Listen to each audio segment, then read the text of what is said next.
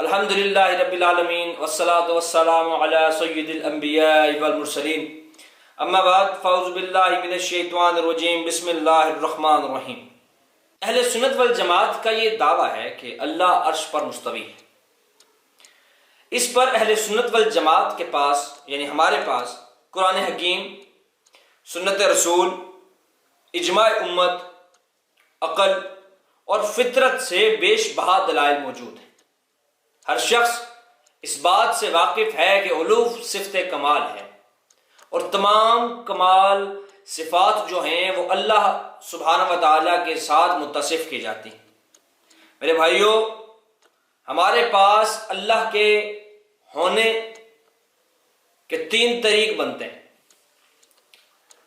یا اللہ ہم سے اوپر ہے، یا اللہ ہمارے برابر ہے، یا اللہ ہم سے نیچے۔ اللہ کا ہم سے نیچے ہونا یا ہمارے برابر ہونا محال ہے۔ کیوں؟ کیونکہ اللہ اگر ہم سے نیچے ہے تو یہ مانوی نقص ہے، اور اللہ تمام نقصوں سے پاک ہے، تمام نقائص سے مبرہ ہے۔ اور اللہ اگر ہمارے برابر ہے تو اس کے اندر مماثلت اور مشابہت کا عنصر موجود ہوتا ہے، اور اللہ ان دونوں یعنی ہمارے برابر ہونے کے نقص میں اور ہم سے نیچے ہونے کے نقص، ان دونوں سے مبرہ و منزہ ہے، پاک ہے۔ تو ایسے میں صرف ایک ہی صورت بچتی ہے، وہ ہے صفت علو۔ تو ثابت ہوا کہ اللہ اپنی مخلوق سے اوپر اپنے عرش پر مستوی ہے۔ اس کی حیت، اس کی کیفیت مجہول ہے۔ اللہ کا عرش آسمانوں سے اوپر ہے، اور اللہ کا سماع یعنی کہ سننا، بصر یعنی کہ دیکھنا، علم یعنی کہ جاننا، قدرت و تصرفات کے ساتھ ہر جگہ موجود ہے۔ یعنی وہ بذات خود ہر جگہ موجود نہیں ہے، بلکہ اپنی ان صفات کے ساتھ موجود ہے جن کو ہم سماع، بصر، علم، قدرت، تصرفات کہتے ہیں۔ اور یہ بات ہم ایسے ہی نہیں کہتے ہیں، اس کے اندر قرآن مجید، فرقان حمید کی بڑے واضح دلائل موجود ہیں۔ میرے بھائیوں، اس سے پہلے ہم اپنے مقدمے کا آغاز کریں مکمل طور پر، ہمارا یہ جو آج کا عنوان ہے، اس کے اوپر ہم نے ریسرچ پیپر بنایا ہے ایک، جس کے اندر ہم نے اسلاف کے تمام دلائل کو یکجا کر کے اس کو بنایا ہے، نقالی ہے وہ اصل میں، اور اس مقالے کو ہم نے اپنی ویب سائٹ صراط-ہدایت.com پر اپلوڈ کر دیا گیا ہے۔ یہ وہ رسالہ ہے، اور اس کے اندر تمام دلائل جو ہیں وہ موجود ہیں۔ اور اگر کوئی ایسی چیز جو ویڈیو ایڈیٹنگ کے دوران یا بیان کرتے ہوئے رہ گئی تو انشاءاللہ وہ آپ کو اس رسالے کے اندر مل جائے گی، تو آپ اس رسالے کو ضرور ڈاؤن لوڈ کریں اور پڑھیں ایک دفعہ، اور اگر اس کے اندر کوئی غلطی کوتاہی ہو تو ہمیں ضرور مطلع کریں۔ انشاءاللہ اسی میں سے ہی ہم دلائل کو آج آپ کے سامنے پیش کریں گے۔ تو میرے بھائیوں، ہم قرآن سے پوچھتے ہیں کہ اللہ کہاں ہے؟ ہمارے ہاں دو قسم کے بیانات مانے جاتے ہیں۔ نمبر ایک کہ اللہ اپنے عرش پر مستوی ہے،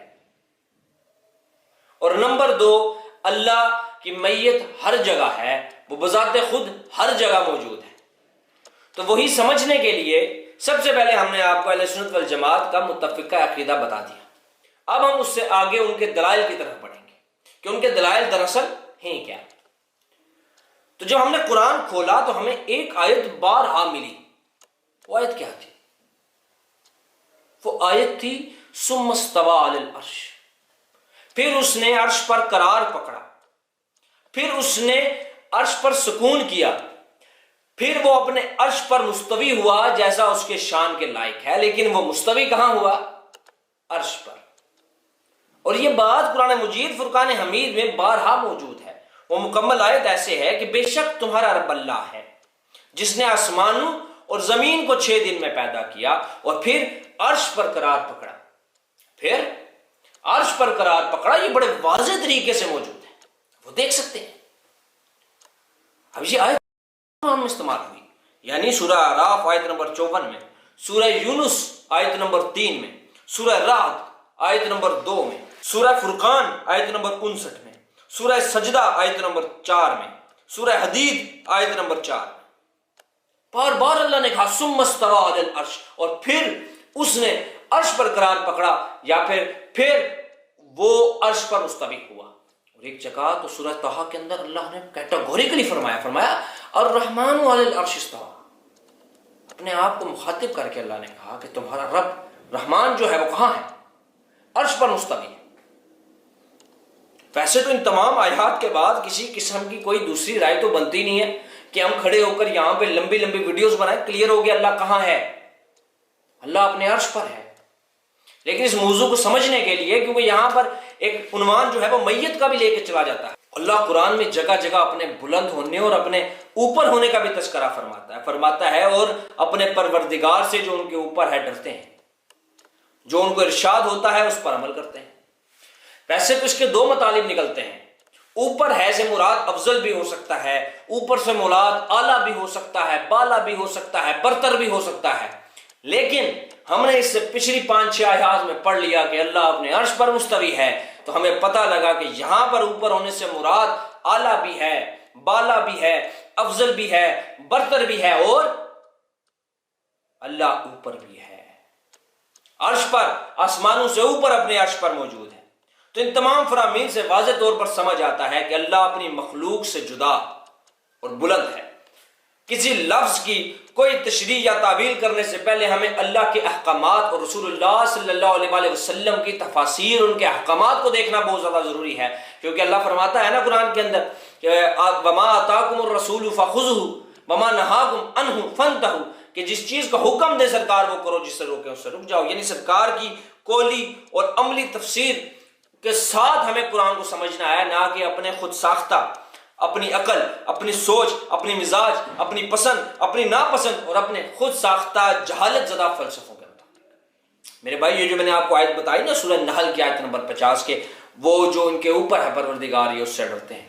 اس کی تفسیر میں امام طبری رحمہ اللہ فرماتے ہیں کہ تمام مخلوقات، چاہے انسان ہوں یا فرشتے ہوں، سب اپنے رب سے ڈرتے ہیں کہ ان کا رب جو ان سے اوپر ہے وہ انہیں تب عذاب میں مبتلا کرے گا جب وہ اس کے احکامات کی نافرمانی کریں گے۔ وہ کہاں ہے؟ ان سے اوپر ہے۔ اسی طرح اب آپ کچھ چیزیں کیٹیگوریکلی بھی سمجھنے کی کوشش کریں کہ اللہ کے فرشتے جب یہاں سے اعمال لیتے ہیں تو کہاں لے کے جاتے ہیں؟ تو قرآن کہتا ہے ایک طلب کرنے والے نے عذاب طلب کیا جو نازل ہو کر رہے گا، یعنی کافروں پر کوئی اس کو ٹال نہ سکے گا، وہ اللہ کی طرف سے نازل ہوگا جس کی طرف روح الامین اور فرشتے چڑھتے ہیں۔ وہ اعمال لے کر کہاں جا رہے ہیں؟ اوپر جا رہے ہیں۔ کیوں جا رہے ہیں؟ کیونکہ اللہ اوپر ہے۔ اگر اللہ کی میت اس دنیا میں حاصل ہو تو فرشتے لے کر اوپر کیوں جا رہے ہیں؟ اب اسی تناظر میں رسول اللہ صلی اللہ علیہ وسلم کی ایک حدیث بھی سمجھنی چاہیے۔ بھئی سرکار فرماتے ہیں یکے بعد دیگرے تمہارے پاس رات اور دن کے فرشتے آتے ہیں، یہ عصر اور فجر کی نماز میں جمع ہوتے ہیں اور پھر وہ اوپر چڑھتے ہیں۔ جنہوں نے رات تمہارے ساتھ گزاری ہو تو اللہ ان سے پوچھتا ہے، جبکہ اللہ تو خوب جانتا ہے، تو اللہ ان سے پوچھتا ہے کہ تم نے میرے بندوں کو کس حال میں چھوڑا ہے؟ وہ کہتے ہیں ہم نے ان کو اس حال میں چھوڑا کہ وہ نماز پڑھ رہے۔ یعنی فرشتے اعمال لے کر کہاں جا رہے ہیں؟ اوپر کی طرف۔ اسی طرح خالی فرشتے اعمال لے کر نہیں جا رہے، نیک اعمال بھی اللہ کی طرف اوپر کی طرف اٹھتے ہیں۔ اب اس کے اوپر بھی قرآن کے اندر سے دلیل موجود ہے۔ اللہ فرماتا ہے جو شخص عزت چاہتا ہو سو اللہ ہی کے لیے سب عزت ہے، اور اسی کی طرف سب پاکیزہ باتیں چڑھتی ہیں، اور نیک عمل اسی کی طرف بلند ہوتا ہے، اسی کی طرف بلند ہوتا ہے۔ تو اللہ کہاں ہوا؟ اگر اللہ یہیں پر میت رکھتا ہے تو اللہ تک پہنچ جائے گا سیدھا، لیکن وہ اللہ کی طرف چڑھ رہا ہے، اس سے ثابت ہو رہا ہے اللہ کہاں ہے؟ اللہ اوپر ہے۔ اور پھر دیکھیں خالی یہی معاملہ نہیں ہے، اب آپ ذرا سمجھیے گا کہ عیسیٰ علیہ السلام کے واقعے کی طرف چلتے ہیں۔ کیا ہوا تھا؟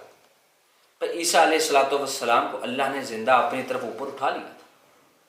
تو جب اللہ نے اپنی طرف اٹھایا تو کدھر اٹھایا؟ نیچے کی طرف اٹھایا، یہیں پر رکھا، یا اوپر کی طرف اٹھایا؟ اوپر کی طرف اٹھایا۔ قرآن کیا کہتا ہے؟ اذ قال اللہ یا عیسیٰ، اور جب خدا نے فرمایا کہ عیسیٰ میں تمہاری دنیا میں رہنے کی مدت پوری کر کے اپنی طرف اٹھا لوں گا اوپر کی طرف، تو اللہ کدھر ہوگا؟ انی متوفی کا و رافع کا، اور اپنی طرف اٹھا لوں گا، اپنی طرف اٹھا لوں گا۔ تو اللہ کہاں ہوا؟ اللہ اپنے عرش پر مستوی ہوا۔ اللہ اپنے عرش پر مستوی ہوا اور اپنی طرف اٹھا لیا اپنے بندے کو. اب کوئی بندہ کہ نہیں اللہ تو ہر جگہ موجود ہے. جب اللہ ہر جگہ موجود ہے تو بندہ اوپر اٹھ رہا ہے سر. پھر اسی طرح قرآن کے اندر واضح طور پر اللہ کی طرف بلندی کا ذکر ہے، جیسے وَهُوَ الْعَلِيُّ الْعَظِيمُ وَهُوَ الْعَلِيُّ الْكَبِيرُ إِنَّهُ عَلِيٌّ حَكِيمٌ. بڑا واضح طور بلند ہے، بلند ہے، بلند ہے، اوپر ہے. اور اللہ اگر ہر جگہ موجود ہے، بذات موجود ہے، اپنی سمع بصر قدرت کے ساتھ تو ہر جگہ وہ موجود ہے، اپنے علم کے ساتھ، اپنی قدرت کے ساتھ، اپنے سمع کے ساتھ، اپنے بصر کے ساتھ. لیکن اگر وہ بذات موجود ہے تو قرآن کہاں سے اترے گا؟ قرآن تو اللہ اتار رہا ہے نا اوپر سے. اللہ قرآن اوپر سے اتار رہا ہے. تنزیل الکتاب، یہ کتاب اتارنا ہے اللہ کی طرف سے. پھر اللہ قرآن میں فرماتا ہے تنزیل من حکیم حمید، کہ باطل کو اس کی طرف راہ نہیں، نہ اس کے آگے سے نہ اس کے پیچھے سے. اتارا ہوا ہے حکمت والے سب خوبیوں والے کا. اتارا ہوا ہے کیا ہے؟ اتارا ہوا ہے اللہ کی طرف سے. اور جب کوئی چیز اتاری جاتی ہے تو اتارنے والا اوپر ہوتا ہے، جس پر اتاری جائے وہ نیچے ہوتا ہے، جس پر اتاری جائے وہ نیچے. پھر آپ کو حدیث کا مطالعہ کریں تو ہاتھ اٹھا کے اوپر کی طرف دعا مانگنے کی صراحت مل جائے گی. ٹھیک ہے. پھر اس کے بعد اب معراج کا واقعہ دیکھیں، بڑا مشہور واقعہ معراج کا. امت مسلمہ کا تو اجماع ہے، ماں سوائے کچھ آپ کہہ لیں کہ اہل قرآن کو چھوڑ کر، ٹھیک ہے، کوئی بندہ بھی معراج کے واقعے کا منکر نہیں ہے. تو براق پر بیٹھ کے سرکار اللہ سے ملاقات کے لیے کہاں گئے؟ اللہ تو ہر جگہ موجود تھا، بذات موجود تھا، لیکن نہیں، اللہ عرش پر موجود تھا. تو اللہ نے سرکار کو کہاں بلایا؟ عرش پر.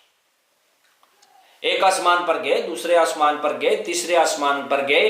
پھر موسیٰ علیہ السلام ایک آسمان پر تھے، وہ موسیٰ علیہ السلام کے پاس آتے تھے. پھر موسیٰ علیہ السلام ان کو کہتے تھے بھئی اتنی نمازیں تمہاری امت نہیں پڑھ سکتی ہے. وہ واپس جاتے تھے، پھر نیچے اترتے تھے، پھر چڑھتے تھے، پھر چڑھتے تھے، پھر چڑھتے تھے. تو میرے بھائی اللہ کہاں ہے؟ عرش پر ہے.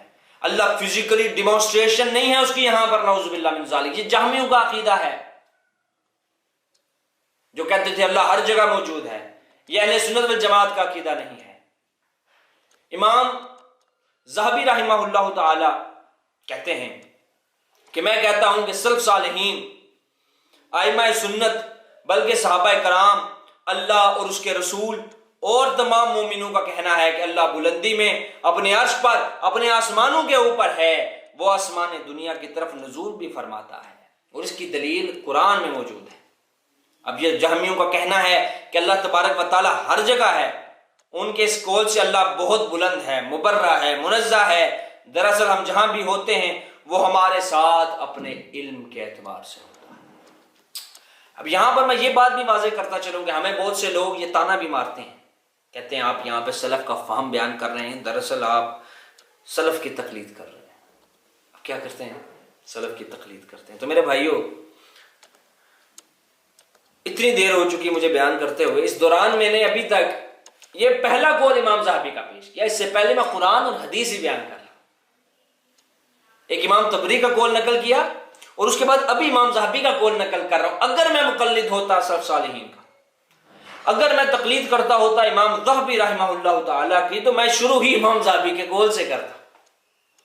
میں نے شروع کیا قرآن سے، پھر پیش کی حدیثیں، اور اب میں یہاں پر امام ذہبی رحمہ اللہ کا قول پیش کر رہا ہوں جو قرآن اور حدیث کے مطابق ہے کہ اللہ عرش پر ہے، آسمانوں سے اوپر، جو اہل سنت والجماعت کا عقیدہ ہے. میرے بھائیوں، اس کے متعلق ایک حدیث پیش کیے دیتے ہیں اسی تناظر میں کہ معاویہ بن حکم رضی اللہ تعالیٰ عنہ فرماتے ہیں کہ میری ایک لونڈی تھی جو احد اور جوانیہ کے اطراف میں میری بکریاں چرایا کرتی تھی. ایک دن میں اس طرف جا نکلا تو بھیڑیا اس کی بکری لے گیا. میں بھی بنی آدم میں سے ہوں، مجھے بھی اسی طرح افسوس ہوتا ہے جس طرح ان کو ہوتا ہے. حالانکہ مجھے صبر کرنا چاہیے تھا، لیکن میں نے اسے ایک تھپڑ جڑ دیا. اس کے بعد میں رسول اللہ صلی اللہ علیہ وسلم کی خدمت میں حاضر ہوا تو آپ نے میری اس حرکت کو غلط قرار دیا کہ بھائی اگر اس کی موجودگی میں بھیڑیا بھیڑ کو یا بکریوں کو اٹھا کر لے گیا ہے تو تم نے اس کو تھپڑ کیوں مارا ہے؟ سرکار کی شفقت اتنی تھی. تو میں نے عرض کیا اللہ کے رسول، میں اسے آزاد نہ کر دوں؟ تو آپ نے فرمایا اسے میرے پاس لے آؤ. میں اسے لے کر آیا تو آپ نے اس سے پوچھا. اب یہاں پر دیکھیں, یہ ہمیں بہت سے لوگ کہتے ہیں, اگر کہتے ہیں یار یہ کوئی ٹاپک ہے, میں جب یہ میرے ساتھ تحریر کر رہا تھا تو مجھے وہ لوگ کہہ رہے اس سے کیا فرق پڑتا ہے, اس سے کیا فرق پڑتا ہے اگر کوئی بندہ یہ کہتا ہے کہ اللہ ہر جگہ موجود ہے, یا کوئی کہتا ہے اللہ عرش پر ہے, یا کہتا ہے جیسا اس کی شان کے لائق ہے. تو میرے بھائی یہ عقیدے کا مسئلہ ہے. وہ کیسے مسئلہ ہے ہم یہاں بیان کرتے ہیں. تو سرکار نے اس سے پوچھا کہ اللہ کہاں ہے, اللہ کہاں ہے؟ تو اس نے کہا آسمان میں. کیا کہا؟ آسمان میں. تو آپ نے پوچھا میں کون ہوں؟ تو اس نے کہا کہ آپ اللہ کے رسول ہیں. تو آپ نے فرمایا اس کو آزاد کر دو, یہ مومنہ ہے. یعنی یہ اتنا بڑا عقیدہ ہے, اتنا بڑا عقیدہ ہے کہ سرکار دو عالم صلی اللہ علیہ وآلہ وسلم کو جس طرح اللہ کا آخری رسول ماننا ضروری ہے, اس طرح اللہ کو عرش پر مستوی ماننا بھی ضروری ہے. اللہ کے رسول نے کون سے 2 سوال کیے؟ ایک, بتاؤ اللہ کہاں ہے؟ 2, بتاؤ میں کون ہوں؟ ان 2 سوالوں کے اوپر سرکار نے ڈکلیئر کر دیا کہ اسے آزاد کرو, یہ مومن ہے. وہی میں نہیں کہہ رہا. اس کے اوپر اس حدیث کی شرح میں امام ابو الحسن الاشعری رحمہ اللہ تعالیٰ فرماتے ہیں کہ اس سے معلوم ہوتا ہے کہ اللہ تعالیٰ آسمان کے اوپر اپنے عرش پر ہے. امام ابن عبد البر رحمہ اللہ تعالیٰ فرماتے ہیں کہ اس حدیث کا مفہوم واضح ہے, جس پر کلام کرنے کی ضرورت نہیں. رہا رسول اللہ کا سوال کہ اللہ کہاں ہے, اور اس لونڈی کا جواب کہ آسمانوں کے اوپر ہے, تو ہم اہل حق اسی پر ہیں کہ اللہ کہاں ہے, اللہ عرش پر آسمانوں سے اوپر ہے. پھر علامہ ابن عبد البر اپنی ایک اور کتاب کے اندر فرماتے ہیں, کہتے ہیں اس حدیث میں لونڈی کو جو فرمان رسول ہے کہ اللہ کہاں ہے, تو اسی پہ اہل سنت والجماعت جو کہ اہل حدیث میں فقاہت حاصل کرنے والے راوی اور تمام ناقلین ہیں, یعنی جو حدیث کو روایت کرتے ہیں صاحب الحدیث ہیں, اور ان کو نقل کرنے والے وہ سارے یہی کہتے ہیں کہ جو اللہ نے اپنی کتاب میں فرمایا کہ الرحمن علی العرش استویٰ, اللہ آسمانوں کے اوپر ہے اور اس کا علم ہر جگہ ہے. ٹھیک ہے, اسی چیز کے اوپر اہل سنت والجماعت کیا ہے, متفق ہے. اسی طرح امام دارمی رحمہ اللہ تعالیٰ فرماتے ہیں کہ رسول اللہ کی اس حدیث میں اس بات کی دلیل ہے کہ جب تک آدمی یہ نہ جان لے کہ اللہ زمین میں نہیں بلکہ آسمانوں کے اوپر ہے, وہ مومن نہیں ہو سکتا. کتنی واضح بات ہے. اب آپ بندہ آگے مجھے کہ نہیں جدی صاحب ایسے نہیں ہوتا ہے. یہ عقیدے کا مسئلہ ہے, اور جو عقیدے کا مسئلہ ہوتا ہے اس کے اندر سختی ہوتی ہے, جیسے شرک ہے, جیسے رسالت کا مسئلہ ہے, جس طرح ختم نبوت کا مسئلہ ہے. جہاں پر عقیدے پر بات ہوگی وہاں پر سختی ہوگی, بنیادی بات ہے. اچھا, اب اگر اللہ عرش پر نہ ہوتا اور اللہ ہر جگہ موجود ہوتا, تو سرکار دو عالم صلی اللہ علیہ وآلہ وسلم اس لونڈی کی بات کو غلط کہتے اور اس کو سکھاتے کہ دیکھو بات ایسے ہے کہ اللہ عرش پر نہیں ہے, اللہ ہر جگہ موجود ہے. لیکن اللہ کے رسول نے اس کی تصدیق کی اور پھر اس کے ایمان کی گواہی دی, جو اس بات کا ثبوت ہے کہ اللہ عرش پر ہے اپنے آسمانوں کے اوپر. پھر وہ کہتے ہیں امام دارمی رحمہ اللہ تعالیٰ کہ اللہ کے رسول نے اسے مومنہ قرار دینا اس بات کی دلیل ہے کہ اگر وہ اللہ کو آسمانوں کے اوپر تسلیم نہ کرتی تو وہ مومنہ نہ ہوتی. جو میں نے پہلے بات کہی کہ اللہ کے رسول نے سوال ہی 2 پوچھے کہ اللہ کہاں ہے اور میں کون ہوں. یعنی اللہ کے رسول کو رسول ماننا اور اللہ کو عرش پر مستوی ماننا, یہ 2 باتیں اس بات پر دلالت کرتی ہیں کہ وہ عورت کون تھی, مومنہ تھی. حافظ ذہبی رحمہ اللہ تعالیٰ فرماتے ہیں اس حدیث کے بارے میں کہ ہماری رائے بھی ہر شخص کے بارے میں یہی ہے کہ وہ مسلمان ہے. جس سے پوچھا جائے اللہ کہاں ہے تو وہ اپنی فطرت کے مطابق جواب دے کہ وہ آسمانوں میں ہے. اب اس حدیث میں 2 مسئلے ہیں.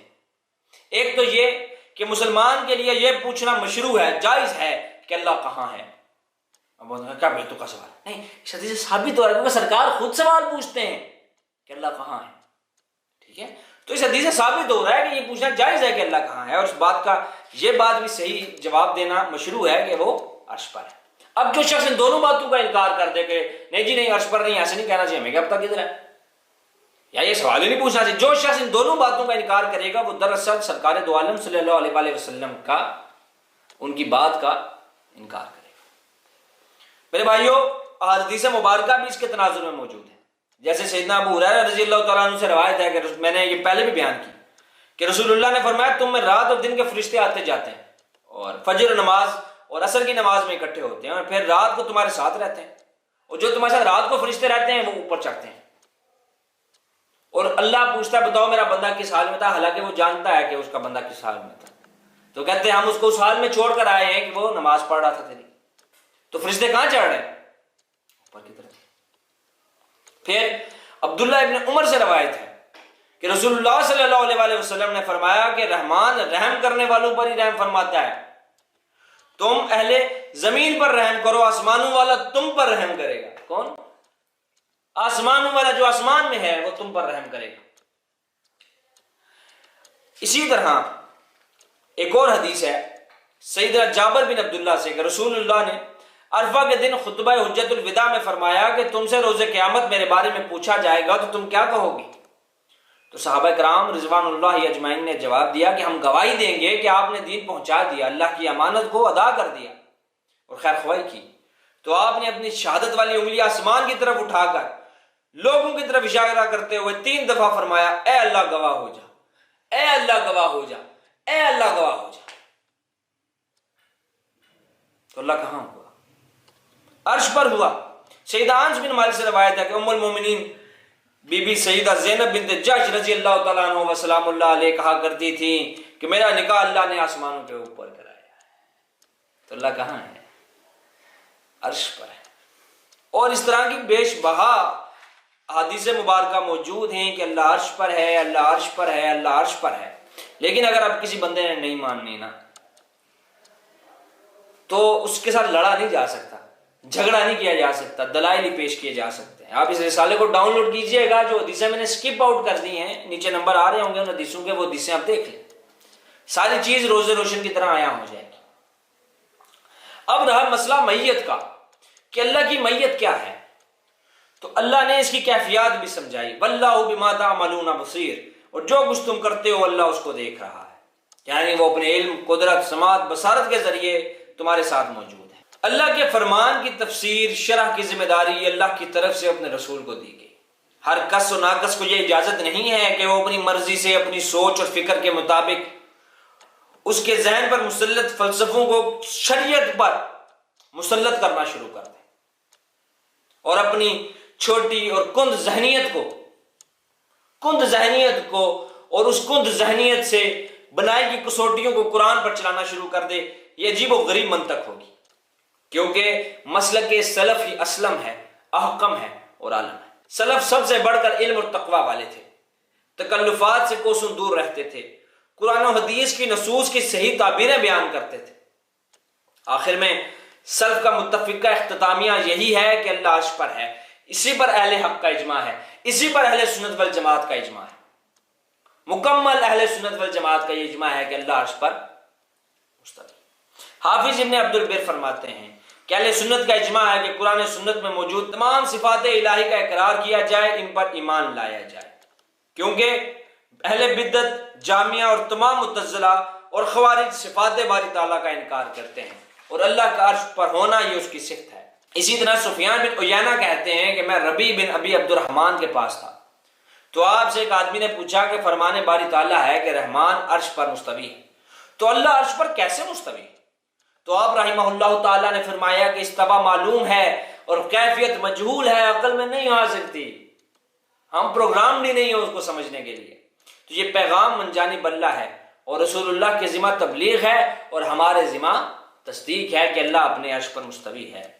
پھر اسی قول کے بارے میں شیخ الاسلام ابن تیمیہ رحمہ اللہ تعالیٰ فرماتے ہیں کہ اس قول کو اہل علم نے ہاتھوں ہاتھ لیا، قبول کیا کہ اللہ عرش پر ہے اور اس کی کیفیت جو ہے وہ مجہول ہے اور اس پر سوال کرنا بدعت ہے. مزید ایک جگہ پر فرماتے ہیں شیخ الاسلام کہ اہل سنت کے اس عقیدے پر اتفاق اور اجماع ہے جو امام ربیع بن ابی عبد الرحمن، امام مالک اور دیگر ائمہ کرام نے بیان کیا. امام ذہبی فرماتے ہیں کہ تمام اہل سنت کا قول ہے. امام حافظ بہقی رحمہ اللہ تعالیٰ فرماتے ہیں کہ تمام متقدمین اور متاخرین اہل سنت کا مذہب یہ ہے، وہ کہتے ہیں کہ استوا علی العرش کی صراحت پر قرآن کی کئی صحیح احادیث اور آیات موجود ہیں، لہٰذا اس کو ماننا واجب ہے اور اس پر بحث کرنا، مطالبہ کرنا جائز نہیں ہے. امام ابو جعفر محمد بن احمد بن نصر ترمذی فرماتے ہیں کہ ایک شخص نے سوال کیا کہ نبی اکرم کی حدیث ہے کہ اللہ ہر رات آسمان دنیا کی طرف نزول کرتا ہے، تو نزول کرے گا تو علو کیسے باقی رہے گا؟ تو فرمایا نزول باری تعالیٰ معلوم ہے، کیفیت پھر نہ معلوم ہے، اس پر ایمان لانا فرض ہے اور کیفیت کے بارے میں سوال کرنا بدعت ہے. اور آخر میں علامہ ابن قیم الجوزیہ رحمہ اللہ تعالیٰ فرماتے ہیں، میں کہتا ہوں کہ علامہ ابن قیم الجوزیہ کا یہ جو قول ہے اس پورے مقدمے کو، سمندر کو کوزے میں بند کر دیں، بہت خوبصورت۔ فرماتے ہیں کہ اس مسئلے میں راہ نجات یہی ہے کہ اللہ کو انہی صفات کے ساتھ متصف کیا جائے جس کے ساتھ اس نے خود کو یا اللہ کے رسول نے اس کو متصف کیا، نہ خود سے نہیں گھڑنا کچھ بھی۔ میں اکثر کہتا ہوں، میں بسا اوقات لوگوں کو سمجھا کے تھک جاتا ہوں کہ میرے بھائیوں عقیدہ ہمیشہ پڑھ کے بنے گا، کھڑ کے نہیں بنے گا کہ سب کڑنے رہو بہ کے روز نمے فطور کر لو، نہیں، بلکہ وہ جو اللہ اور اللہ کے رسول کی تعلیم ہوگی، نیز تحریف تعطیل و تکییف نہ کی جائے بلکہ اس کے لیے اسماء و صفات کو ثابت کیا جائے، مخلوقات سے مشابہت کی نفی کی جائے۔ یوں آپ کا صفات کو ثابت کرنا تشبیہ سے تنزیہ ہوگا اور مخلوقات سے مشابہت کی نفی کرنا تعطیل سے تنزیہ ہوگا۔ لہذا جس نے استوا کی حقیقت کا انکار کیا وہ معطل ہے، اور جس نے مخلوق پر مستوی ہونے سے تشبیہ دی ممثل ہے، اور جس نے کہا یہ ایسا استوا ہے کہ جس کی کوئی مثل نہیں تو وہ مواحد ہے اور تنزیہ کرنے والا ہے۔ میرے بھائیوں، آخر میں صرف اتنی سی بات، اللہ ہمیں قرآن پڑھنے، قرآن سمجھنے، قرآن پر عمل کرنے کی توفیق عطا فرمائے، ہمارے دلوں میں سرکار دو عالم صلی اللہ علیہ وآلہ وسلم کی محبت کو داخل فرمائے۔ اللہ ہمارے دلوں میں اہل بیت اطہار اور صحابہ کرام رضوان اللہ اجمعین کی محبت کو راسخ فرمائے۔ اللہ ہمارے دلوں میں سلف کا احترام اور ان سے دین سیکھنے کی لگن کو اجاگر کرے، اور کوئی ایسی بات ہمارے منہ سے نکل گئی ہو جو نہیں نکلنی چاہیے تھی تو ہم آپ سے بھی اور اپنے اللہ سے بھی معافی کا درخواست گزار ہیں۔ دعاؤں میں یاد رکھیے گا۔ اللہ آپ کا اور ہمارا حامی و ناصر ہو۔